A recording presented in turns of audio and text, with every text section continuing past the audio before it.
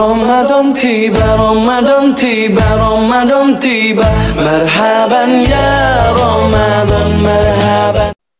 Assalamualaikum dan salam sejahtera. Bulan Ramadan ialah bulan yang penuh berkah. Ia juga ujian buat tubuh dan minda. Mampukah kita kekal bertenaga hingga ke penghujung hari? Atau akan rebah keletihan sebelum azan maghrib berkumandang?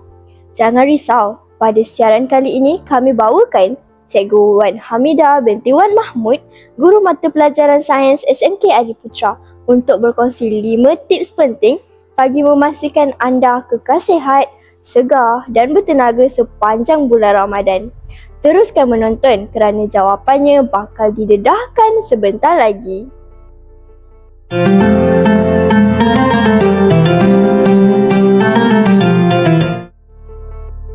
Hai, Assalamualaikum warahmatullahi wabarakatuh.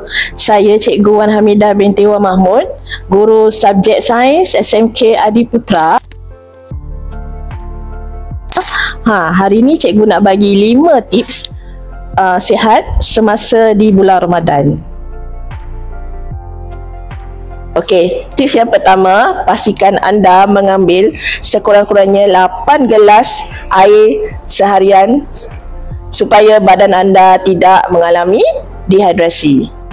Okey, tips kedua, pastikan anda tidur 5 hingga 6 jam sehari dan tidak tidur secara berlebihan. Ini kerana untuk mengelakkan daripada anda lesu dan letih. Okey, tips ketiga, bersederhana semasa berbuka puasa. Pastikan tidak mengambil makanan secara berlebihan sebab boleh memudaratkan tubuh badan dan juga boleh mendatangkan penyakit. Cikgu, Nadia ni cikgu. Okey, tips yang keempat, melakukan senaman ringan supaya badan anda kekal cergas dan sihat sepanjang hari. 1, 2, 3, 4, 5. Okey, tips yang kelima, mengambil kurma dan juga buah-buahan manis semasa bersahur dan juga berbuka kerana makanan ini mengandungi glukosa yang dapat membekalkan tenaga untuk sepanjang hari. Nah, makan. Ni cepat.